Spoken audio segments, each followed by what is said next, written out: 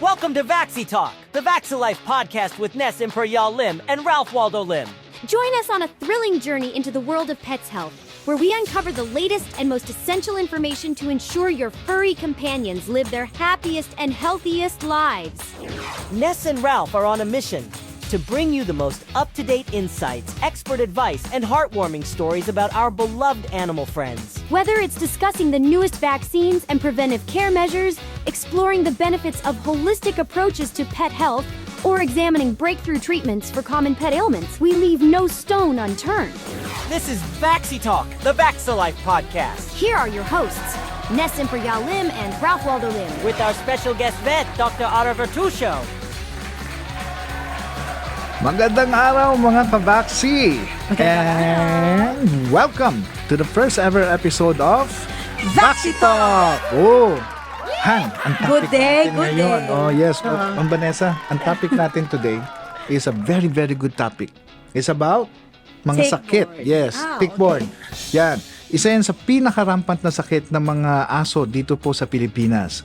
Why? Because po yung ating pong lugar is a tropical country. Ibig sabihin medyo humid, medyo mainit, Mainit. no? Yung lugar. Tama. So, isa yan sa reason bakit dumadami po yung mga garapata. Yes, yes. So, isa pa sa reason is napakadami nating aso sa Pilipinas. Oo, actually, isa ang Pilipinas sa may matatawag na mga dog lovers. Talagang kahit aspin, kahit mga may breed mga aso, talagang bawat household talaga, ramdam na ramdam mo that we really, as Filipinos, love dogs talaga. Man's best friend na. Yes, tama yan. So, dapat Totoo yan. Filipino's best friend. Oo, tama, tama. Ang maganda dito, hindi alam ng mga dog owners, lalo na yung mga nag-uumpisa, na ano ba yung mga sakit na dapat kong bantayan? Oo. Bakit ba yung aso ko parang ganito yung nangyayari sa kanya? Nanghihina, kung ano-ano. So, Walang gana kumain. yes. Yan.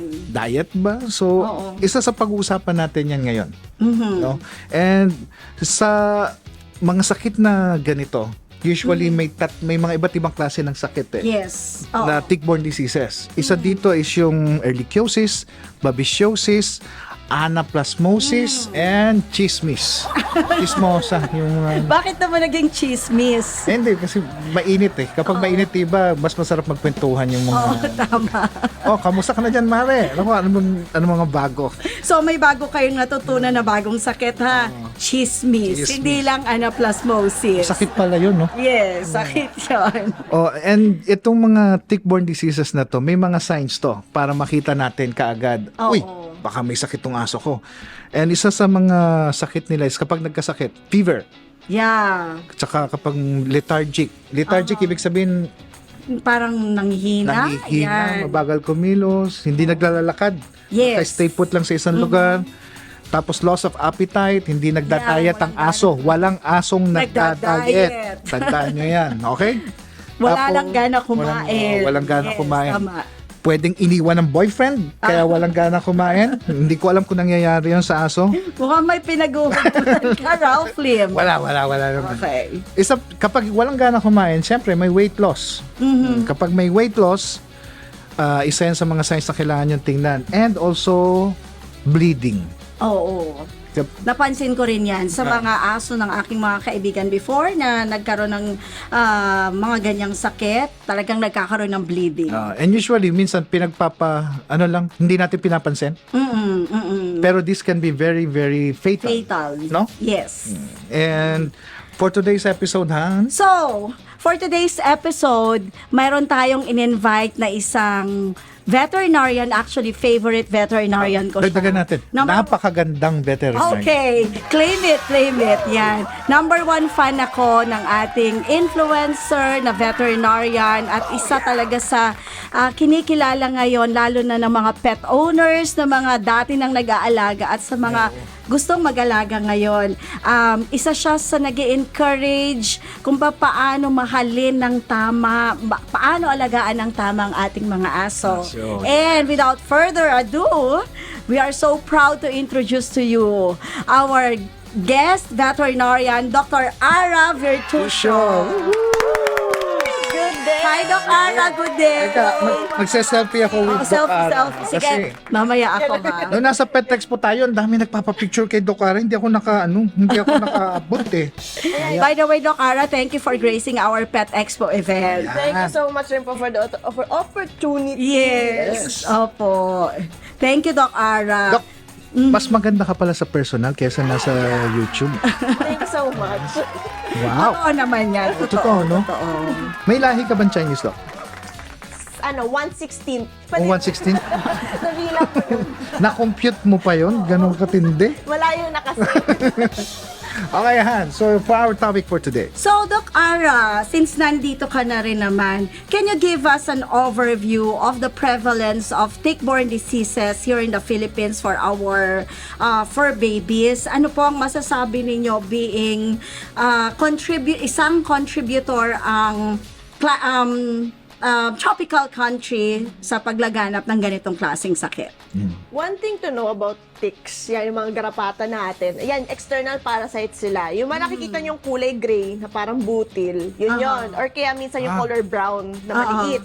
And then, ang characteristic kasi nila, they tend to go sa mga tropical or yung shorter yung winter season or malamig na area. So, number 1, Philippines, tropical country. And eto mga tick na to, actually sila cold-blooded parasites. And they tend to go to warm-blooded animals like mga dogs.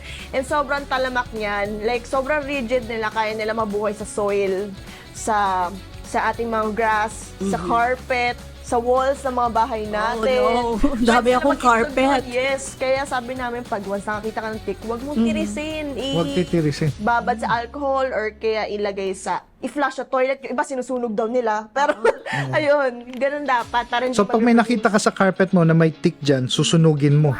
Pati yung carpet. Hindi ba ganon? Hindi, parang buong bahay na sa...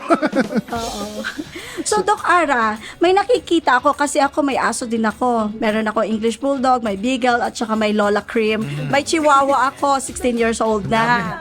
Oo. So, Doc Ara, minsan may nakikita pa rin ako na garapata or tick.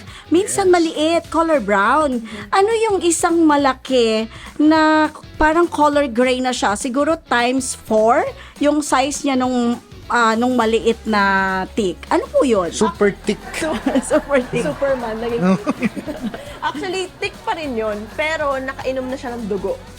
Kumbaga, busog na. Oo. Kaya lumalaki siya ng gano'n. Parang from this small size na tick na brown, na maliit, they can enlarge 100 times ng size nila para lang makakuha ng dugo. And then, yung laman nun, puro itlog na sa loob. So, kaya sobrang dami nila naririnig. Kaya wag mong titirisin. Kaya wag tirisin. Lalo na yung mga gray, yung iba gusto ata tinitiris yun kasi parang... Ew. Yeah. Ang laki niya no? Ang laki Yeah. niya. Para siyang pea-size na. Parang ganon. Eh, di ba, paano mo siya kukunin? Dapat hindi napuputol yung ulo from the skin. So, kung may tweezers kayo, tapos kailangan talaga higitin ng may buo Talagang, dapat. Oh, so pwedeng tweezers? gumamit Okay ng lang? tweezers. Kung pero a make household sure. item, mas kasi yun yung common household item natin. Parang, pero alam ko may mga devices tayo for that. Pero yun, tweezers, basta buong tick ang makuha, wag maputol yung ulo sa nila, sa skin ng dog. And can you elaborate on mga symptoms ng mga ganitong aso? Aside dun sa nasabi ko na kanina, Isa sa common na nakita ko, yung nose bleeding, nose bleeding. Yeah, nose bleeding. Hindi ba dahil nag-English lang yung mga tao na nakapaligid sa kanya? The Chinese English, iba na hindi na naiintindihan. Ikaw talaga, Ralph. Puro kakalokohan. Ayun, nose bleeding, tapos yung biglang nagulat sila, ba't nag-limp yung dog nila or napilay Parang bigla. napilay. And also yung tuloy-tuloy na parang pagdudugo ng kanilang genitals, mapa-male or female. Pwede rin kasing symptom yun. When you say tuloy-tuloy, kasi pwede may menstruation yung ano. Yes, Yung nag-hit parang yung more on aso. months na. na nagbi-bleed. Months. More than how many months na. Tapos, yung sa lalaki naman, hindi naman, syempre, abnormal talaga pag nagbi-bleed yung genitals nila. So, ayun. So ano yung bleeding na yan? Is it patak-patak or talagang makikita mong worrisome na talaga, Doc Ara? Merong iba, depende. Depende sa case ng dog. Merong iba, tuloy-tuloy. Merong iba, large spots ng blood. Merong iba, parang unti-unti lang. So, depende rin. Depende Iba-iba. siya doon. And, di ba delikado ito sa mga... Yes, oo, delikado. Kasi isang common factor yun sa kanila pag once na napacheck na natin, madalas kasi mababa platelets.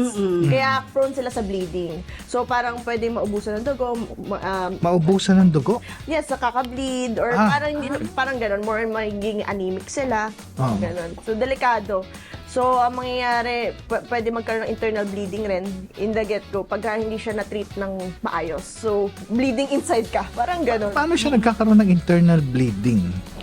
Due to low platelets. Isang factor yun yung parang isang cause ng blood parasites natin. Makikita mo isang indication na may blood parasite yung dog ko. Pag lumabas na sobrang baba ng platelets. Kaya madalas prone sila sa bleeding. So, Doc Ara, kapag sinabi mong low platelets, ibig bang sabihin yan yan ba yung anemia o ibang klaseng sakit ng anemia sa low platelet? Iba pa actually ang anemia. Anemia is yung tinatawag natin parang mababa ang dugo. Yeah. Maputla. Hindi high blood. Pero naging parang parehong halos nagpapakita siya ng symptoms sa dogs natin. Pag mababa platelets, minsan mababa na rin ang dugo. Pareho ng makikita mo sa CBC. Yun pala yun. Good to know, Doc Ara, no? Thank you for sharing that. Because before, as a pet owner, and I think yung iba ganun din, iniisip nila kapag sinabing low platelet, automatic anemic na or may anemia ang aso. Magkaibang klase pala yon. Although, parehas halos ng makikita mo or simptomas. Parang magkadugsong na, kumbaga. Minsan pagka sa CBC. Yung dagdag ko lang na question, kasi yung nasabi mo kanina, dumudugo ang ilong, dumudugo yung genitals, at saka ano pa yung isa? Yung ilong, genitals, or pwede mag-internal bleeding. Worst case na yun. Pero yan kasi makikita mo yan visual siya. Ano yung hindi visual na early signs na, uy, kailangan ko dalhin sa vet? Early signs. More on very common rin kasi parang halos lahat ng sakit yung maputla yung gums. Yung mga Gums. ganun. So titingnan mo Kasi, talaga. yung gums, parang paper white na or kaya pale pink, mga ganun, maputla, and then yun nga, sabi nga, very lethargic kasama yun. Hindi doon. pala aso, no? Parang tao din. And yung biglaang weight loss, o pag-drop ng weight nila, parang biglang pumayat, nagkita na, karapawan mo na yung ribcage, mga ganun. So, Doc Ara, when you say pag bumaba na yung weight, ibig sabihin matagal nang may sakit yung aso na hindi na notice ni pet owner. It's possible po, yes. So, kapag nakita mong bumaba na yung weight loss or nangayaya, talagang parang papunta na siya sa delikado, no? Agapan na talaga kaagad. So early detection. Yes. So, ayan guys, wag nyo nang hintayin na pumayat ang inyong mga aso. Kapag konting simptomas pa lang, dapat kumontak na kayo or visit your veterinarian na. Kahit aspin. Yes, Actually, actually, breed, Whatever breed. lahat. Prone sila dyan. Kasi usually kapag aspin, ay kaya niya yan. Akala nila super Go, go, go. Aja. More on, marami tayong aspirin na hindi lang diagnosed per se na may sakit or kaya marami na palang dala. And lang sila, sanay lang sa hirap. Sanay sa hirap. Kasi madalas nasa kalye lang. So, Pero ibig ba sabihin nun, kasi parehong aso nagkaroon ng ganong sakit. Isang alaga mo sa bahay, saka isang aspin na kinuha mo. Sino mas mabilis or sino yung mas tumatagal? Yung mas mahabang buhay sa ganyan? It depends sa immune system din ng aso. Depende pa rin talaga sa aso. Hindi siya depende sa breed. So, importante ang immune system. Yes, of course. Yes, immune system natin. Importante yan. Ano ba kapag sabi mong immune system, ano ba yung significance niya? Of course, yung resistance nila sa mga sakit. Para hindi sila masyado, lalo na yung mga sakitin na dogs, ang dami nila. Usually related din sa hina nila kumain. Ganon. And also iba, kaya rin pala mahina kumain, medyo anemic daw. Oo, Ganon, may tama. mga dogs na ganon. Okay. Tsaka, syempre, pag sa immune system din, if I may add, syempre, hindi maiwasan na pwede rin magkasakit. Yes. Kahit na alagang-alaga mo, ang importante is yung kahandaan ng katawan ng ating mga alaga para sa if ever darating niya mga ganyang klase ng sakit, di ba? So, immune system. So, Doc Ara, kapag kaming mga pet owners, nakakita na ng mga ganyang signs, of course, una-una kailangan namin, hello Doc Ara, yung aso ko, nangihina na, or yung mga favorite veterinarian ninyo sa inyong area, please try to contact them, visit them right away para dalhin ang inyong mga pet owners. So, ano yung mga early detection and prevention na crucial na pwede natin pag-usapan para sa mga ganitong klaseng sakit? Yan, isang factor. Prevention is better than cure. Cure. Ika nga, Yes, diba? amen to that. Yan. Ang sa akin talaga, palagi ko sinasabi sa mga pet owners is kailangan meron silang tick and flea preventive. Yung like, for example, Simparica tree. Yeah, Para, Simparica. ano sila, protected sila for the whole month. Mm-mm. Yeah. And at the same time, lalo na yung mga dogs na parang nilalabas. Oo. Kaya ganun, mas prone sila. Siyempre, may contact sila with the outside. Kahit dadalhin mo lang sa mall? It's possible, Oo. yes. Lalo na kayo, ang dami na nagdadala ng pets sa mall. Yes, allowed na, no? Ang Yeah. galing eh. Masaya ako dyan.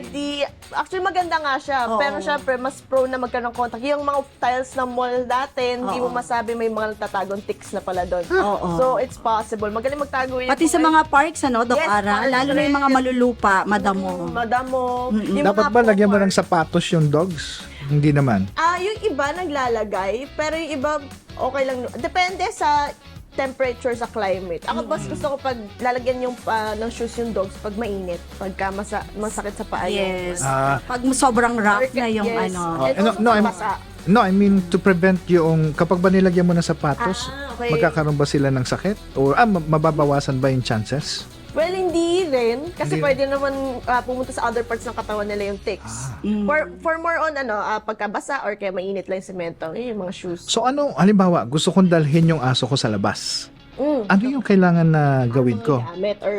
Oh, what are the things that I should consider kung gusto kong dalhin yung aso ko sa labas to prevent him or her na magkaroon ng sakit?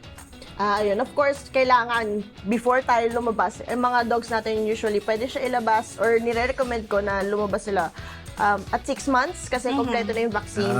Tapos 6 months. pwede na sila ng tick and flea preventive.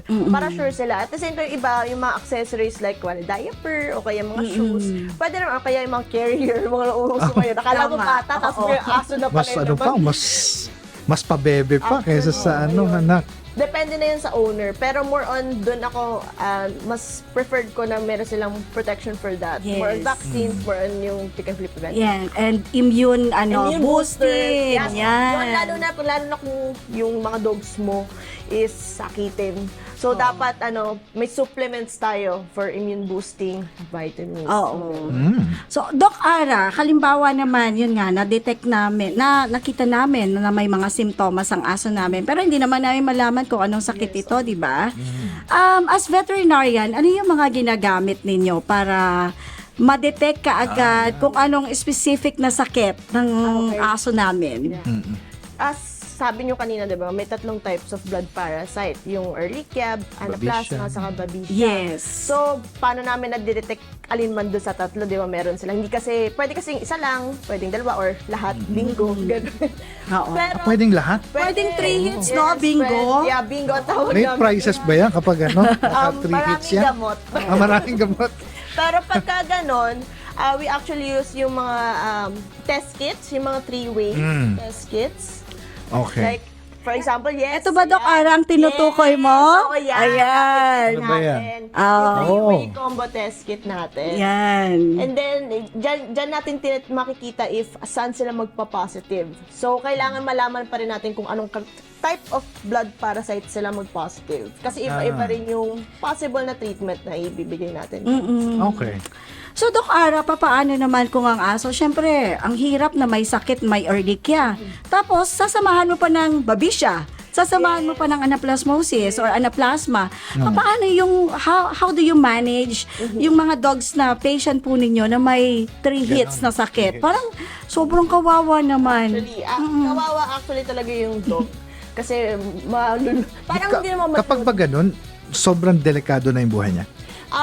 Hindi naman, depende pa rin. It still depends on sa Survivable yung kaya mo survivable naman siya, treatable. Pero depende pa rin sa aso kung matibay rin yung resistensya, immune system. nila.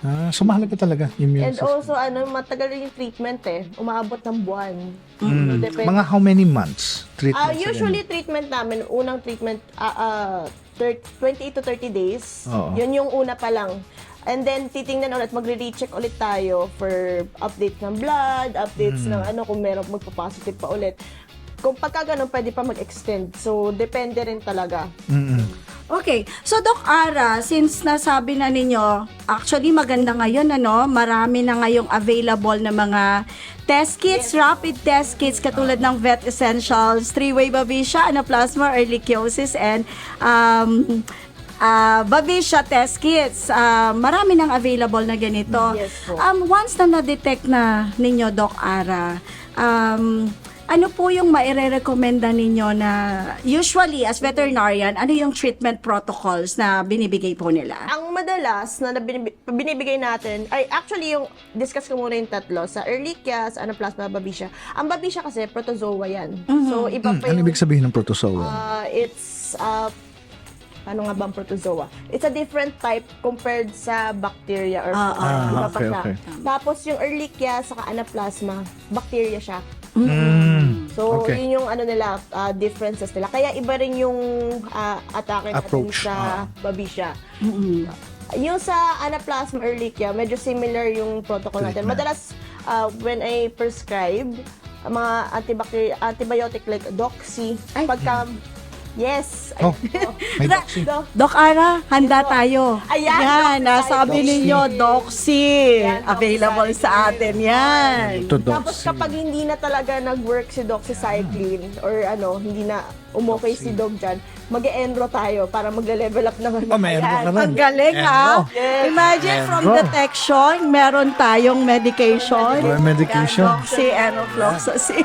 Pwede naman Get kayo rid. Hindi masyado, bigla nga lang yan lumabas dyan eh. Yan. Tapos, Umaga mo ka tapos Bongga. pinalabas na lang bigla. yan, more on ang natin, treatment dyan is for Ehrlichia Anaplasma. Pwede rin sa, tawag dito, sa Babesia, pero meron pa tayong tinatawag na imidocarb. Ay, Imidocarb? Yes. meron pa kaming yan, Imidovax ng vaccine. Ayan. Yan. Prescription med siya, tinuturok sa dogs. Oo. And then, ang vet ang magbibigay niyan talaga. Yes, And, oo. for protozoas siya. So, yan talaga. Kaya kailangan, yun, pag sinabi nag-positive sa Babesia, sinasabi namin, nire-recommend namin mag-imidocarb. Midovax. Midovax Yung to. imidovax, yes. Ayun. So actually, docs, for Babesia, ito yung mga kailangan natin. I think meron pang isa na yung DAM na tinatawag. Yes, Narinig ko pwede yun rin. eh. Pwede rin po yun, yung, natin, Doxy. atropine. Okay. Although hindi ko madalas nagagamit ito sa treatment protocol, pero meron ibang vets gumagamit. Gumagamit. Oo. Yeah. So, madalas ang mas gamitin ko talaga, Doxy, tapos Enro.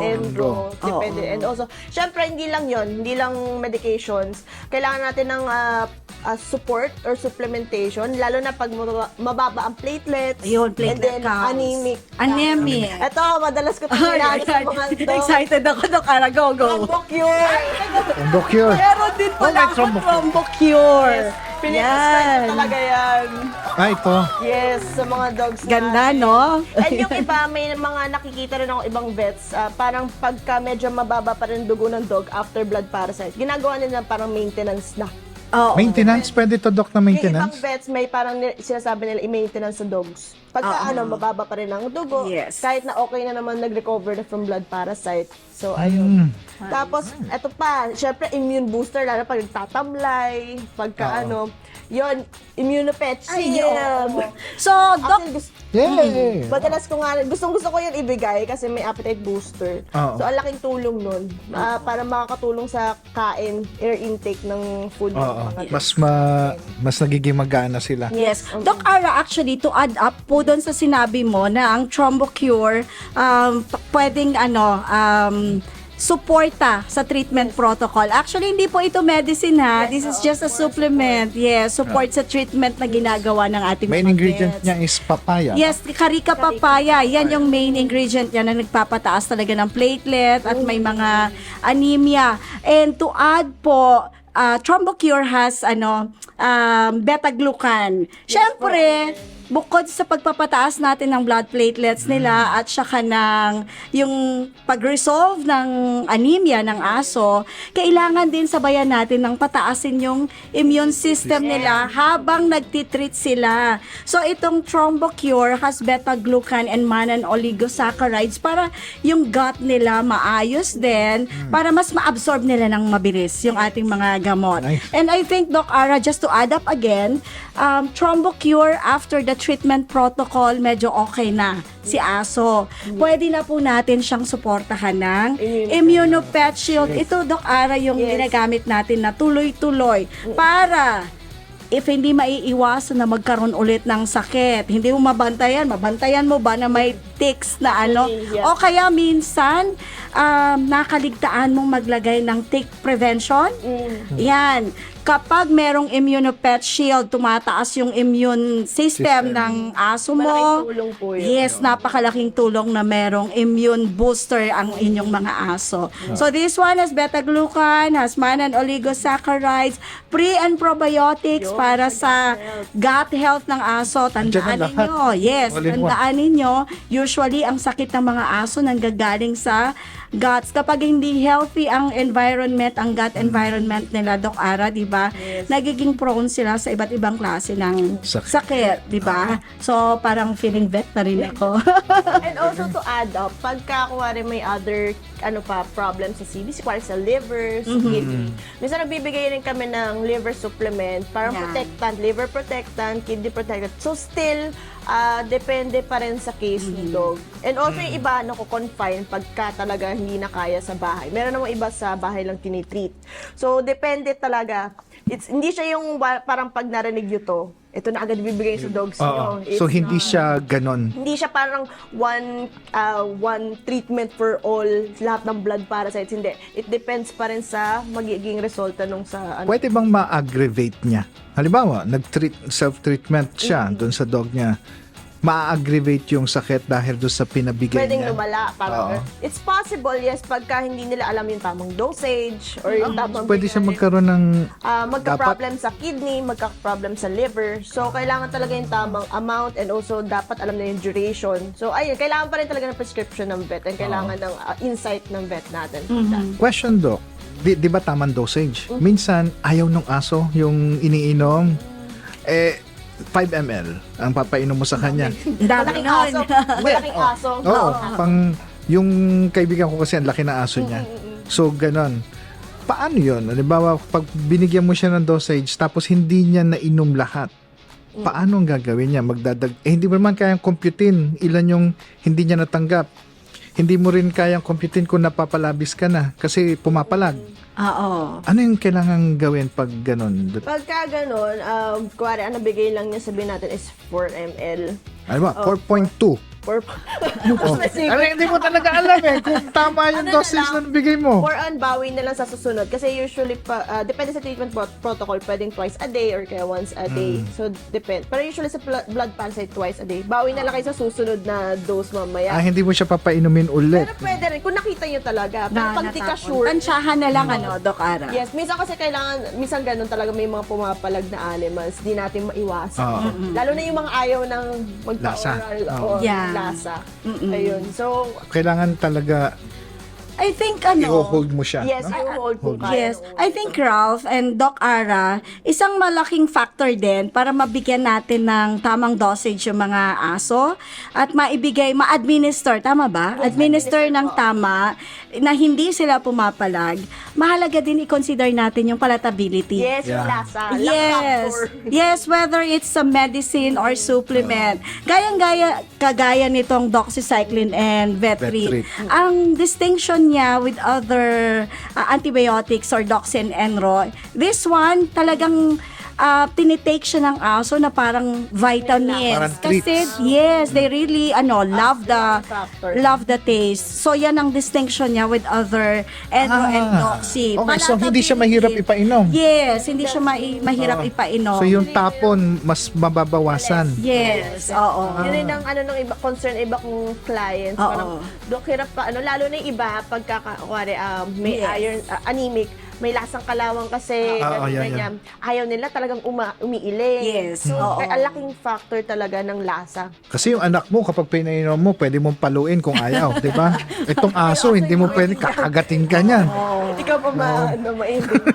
Siyempre, ang goal natin, Doc Ara, is mabigyan ng tamang dosage ang mga aso. And at the same time, nanghihina na nga sila o kaya may sakit na nga sila. Tapos you force them to take the medicine. So, napakahalaga rin talaga na yung palatability. Yes, of- Same with our Trombocure and Immunopet Shield. Napakatindi ng palatability niya. Amoy pa lang. Actually, Gustong-gusto dahil sa ng mga aso. Trombocure, parang yung iba kong okay lang sa kanila, inumin. Yes. Oo, yeah. Oo, makikita mo pag ayaw ng aso eh. Yeah, Kahit ipilit mo, para silang, yung gumaganon, di ba? Parang pinipilit na lang Or ilabas. kaya, ganun.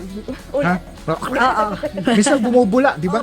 Yung iba, Naglalaway. Sa pusa, naglalaway. So, yun mga guys bukod sa i-consider natin yung efficacy, tama po ba? Efficacy ng mga gamot, i-consider din natin if masarap ba siya sa panglasa ng mga aso para hindi tayo na-stress ng mga pet owners. ng So may pagpapainom choices na- pala. Yes, may May choices. choices. Ayun. Kasi dati, ako Sobrang kapag limited nagpapainom before. ako, oo, kailangan i-force talaga eh. yeah. So ngayon, at least meron tayong choices na hindi siya yung pahirapan. Yeah. Mm. So, Doc Ara, maraming salamat Ang dami namin natutunan sa iyo. Ayan. So, what are your key takeaways for this episode para sa ating for the benefit of the dog owners out there and dito sa Pilipinas para maprotektahan din natin ang mga aso natin sa mga ganitong klase ng sakit? For parents or yung ating mga pet owners, mas maganda na aware tayo sa mga ganitong diseases. Hindi lang yung basta kukuha ng aso. Aso. Oo. Tapos magugulat ka, ano tong naapa ako? Bakit parang may gumagalaw sa hindi Oo. nila alam? So it's better na alamin natin din yung mga possible na pwede nila makuha. And also know yung mga preventives, mga supplements na pwede ibigay, immune boosters. Nakakatuwa nga kasi yung mga pet owners ngayon, sasabihin nila, Dok, anong magandang vitamins? Gusto talaga nila patibayin, lalo na takot Alam na ko takot ito, sila sa vitamins na rin. Yeah, vitamins. Yes, vitamins Vitamins na din siya. Oo. Ang maganda sa kanya, may probiotics. Pagkawari medyo naging masama yung siya ng dog mo, pwede rin siya for gut health. Oo. Ganon. And immune, lalo na appetite booster. Yan. Yan gusto nila, ano pwedeng pakain sa aso or ibigay na vitamins na pwedeng pampagana. Oo. Ganon. So, ayun, ang laking factor ng preventive care sa mga Preventive care natin, talaga. pets. Yung supplements, ayun nga, yung mga tick and flea preventives, vaccines. Sobrang, akala nila, yung iba binabaliwala or hindi sila binabaliwala, hindi pa well-informed per se. So, ngayon, at least, na unti-unti na, nagiging aware ang mga pet owners. So, yun, more on those things, kailangan seryosohin natin or alamin natin bago tayo mag-alaga. Hindi talaga yung kumuha ka lang ng aso tapos nandyan lang, Yes. tapos wala kang gagawin to keep them healthy, no? Yeah, so Talagang guys, coming from Doc Ara herself, kapag nag-alaga tayo ng aso, kailangan talaga handa tayo. Mamahalin natin ang ating mga dogs. Tama ba, Doc Ara? Yes, of course. Hindi lang yan yung pinagbantay mo ng bahay. Kasi before gano'n, ang ginagawa security Ngayon sila na binabantayan natin. baliktad na. Oo. Dati tagabantay sila. Ngayon, tayo na magbabantay sa dati tawag sa kanila bantay, di ba? Oo. Dati maiwanan mo ang Ayan, bahay mo kasi baby. may bantay. Ngayon, hindi ka makapag-schedule ng lakad mo kapag walang magbabantay. Bantay. Oo. So, baliktad na. Pero kasi, syempre, tayong mga pet owners, nag-evolve din tayo. Yung emotional involvement natin sa ating mga pets, iba na because alam naman yata ng lahat na during pandemic, isa sa mga nag-ayos yung mga mental health natin. Yes. Malaking tulong Yes. talaga ang mga pets natin. Yes. Di ba, Doc Ara? Kaya talagang dumami ng dumami Emotional, ang ano. nag-aalaga. Kaya biglang tumaas na Yes. yung pet industry kasi para natuwa sila, may kasama sila Tama. sa Sabi nga nila, mas loyal pa yan sa boyfriend mo. Oo, tama. Sabi nga nila. Mga tinatamaan Ano pa. ba? ano? Sorry. Sa audience natin dyan. Oo. So kaya napakahalaga na pag nag-alaga tayo, be responsible and be prepared. Matututo ngayon tayo mag-sideline kasi kailangan natin bumili ng mga Mas supplements. nagiging masipag, no? Yes, Oo. mas magiging masipag ang May mga anak tao kasi parang alam mo yung para ka may May fur anak. baby ka. Oo. Parang may anak na nga rin. Oo. Sabi nga ng mga clients ko, parang tayo may baby ulit, no? Yes. Ma'am, gawa ng mga ano natin, vaccine, Oo. pagkain nila, Yeah. lahat. And also Mas good. mahal pa nga minsan yung gastos mo eh. Diba? Hindi, actually, thank you for that. Kaya naman napapamahal kasi gaya nung nasabi mo kanina, yung preventive care, nakakaligtaan. Yes. So bakit gagastos ka para pagalingin ang aso mo or idalhin sa vet? Kung kaya mo naman dalhin sa vet para ma-prevent lahat ng klase ng sakit, di ba, Doc Ara? So monthly visits dapat Yes. sa clinic. Oo. Monthly is enough or twice a month? Puppies sila, mas maganda yung since vaccines, Oo. parang from 4 months to 6 months, madalas yun sa vet. Yes. Tapos, monthly, kung pagka or pwede iba kahit twice a year, depende na rin, basta may visit sa vets, or lalo na yung mga updates for vaccines, Okay. annual updates, mga ganun, or yung monthly preventives nila. So yan yung mga kailangan nilang gawin. And yan po mga ka-vaxi. Naganda nung topic, no? Parang bilis ng oras. And we will have more of these topics in the coming weeks. And if you would like to ask for additional information, you can ask in our website. Magkakaroon po kami ng Facebook, and ito po yung mga pwede po kayo mag-post ng questions doon. Pwede Yes. po namin sagutin Oo. for you. Involve yourselves. Yes. Ayan. Ako, napakasaya. Yes. Okay? We had fun. Ang dami ko natutunan. Yeah. And napakasaya ko. And I think this is a good opportunity for us pet owners na always ask our veterinarian ano ang tamang pag-aalaga sa ating mga aso. Hindi yung basta maalagaan lang sila. Makabili. May pera ka pambili pero wala kang Yes, pangalaga. yes. Oo. Tama. So, napakahalaga, coming from our own veterinarian here, napakahalaga na babantayan, aalagaan ng ating mga veterinarians. And, kagandahan, Doc Ara, sa panahon ngayon, ang ating mga veterinarians are very willing na rin mag-answer ng mga small questions ninyo. Yan, Pwede ka available siguro, na sa Doc, sumagot sa mga Yes. questions. Minsan No? nagsasagot ako, pero minsan sobrang dami. Sobrang dami. Pero nagsasagot naman ako at some point. Mga ganun. Oo. Pero kahit, again viewers kahit na nakakalibre kayo ng tanong sa ating mga vets, iba pa rin yung nakikita nila Oo, inyong pupunta kayo. mga alagang aso for proper care. Yan rin Yes. sinasabi ko sa kanila. Parang ang hirap rin ng through chat lang, Yes. wala pang picture. Kahit may picture, kahit may video. Iba pa rin kasi itsura nun sa video, sa picture. Mas Yeah. maganda pa rin na in person. Oo. Yung pa rin talaga for an accurate or tamang diagnosis. Yes. Dalhin sa aso. Huwag dalhin sa mahihiyang magtanong. Di ba? Sabi nila. Yun. So, Doc Ara, May gusto ka ba i-promote? yes, may gusto ka bang i-promote? Oh my God, shameless plug. Sige, go, Doc Ara. Ayun po, you can visit our clinic. I'm the co-owner Co-owner, rin ng PETA Veterinaria sa Santa Rosa, Laguna, sa Macabling. O yan guys Pentavet sa mga taga Ang Laguna. ganda nito. Mga Saan nga, Doc Ara, ang Pentavet? Sa Macabling, Santa Rosa, Macabling. Laguna. Oo, sa mga taga Santa Rosa. Mga taga Santa Yes. Rosa, sa malapit sa EK dyan, o SM Santa Rosa. dala kayo ng magandang cellphone para makapag-selfie kayo kay Doc. Tapos ayun po, may mga social medias ako sa TikTok, sa Instagram, sa Facebook, sa YouTube at Ara Bertuccio. Wow. Yan yung hahanapin nila, Doc. Yes, Ara Bertuccio. Bertuccio. Yan. Pagka tinat nyo na doon, makikita nyo na. Wow. Makikita rin doon sa nakasulat dyan mamaya. Yeah. Yes. So, yun na. Alright. Shameless So, plug. thank you po sa pagsama po ninyo sa amin sa araw na ito. And we were very, very happy Yes. na na-enjoy po ninyo yung topic. Marami pa po kami mga ganitong topic na we will be discussing in the following weeks. So please keep on following us. Like us in Facebook and also follow our Spotify account. Yes. Para po marami pa po tayo ma-discuss na mga ganitong sakit na hindi po ninyo alam. Ang gusto kasi namin, akala ninyo alam nyo na. Pero hindi pa. So ito po yung mga gusto po naming i-share po sa inyo. Oo. And with that, And, sorry may habol ako. may habol pa. May habol, syempre. At kung meron din kayong gustong mga topics na mas lalong gusto nyong maliwanagan, pwede po kayong mag-message sa aming VaxiLife Corporation page o kaya sa website o kahit kay Doc Ara mismo sa kanyang TikTok account or mga Facebook account. Pwede po kayong mag-text doon para mabanggit kung ano yung topic na gusto nyong ma-discuss namin. Yes. So, ayan. So, I think nakakalungkot man magpaalam. bilis ng oras, no? Ang bilis ng oras. Pero ang dami nating natutunan. Maraming salamat, Doc Ara. Yun din po. Yes, and sa inyo, mga viewers, mga ka-vaxi, Yes. go Ralph. See you next week. Bye-bye, everyone. Thank you, Doc Ara. Thank you. Sabi ni Sarang Hamid ako. Sino nga yung dati yung matagal na So, see you. See you Ciao, again. ciao, ciao. See you. This is Vaxi Talk with Ness and Ralph, the Vaxi Life podcast, Follow, like, and subscribe to stay updated with our new episodes. only here on Spotify.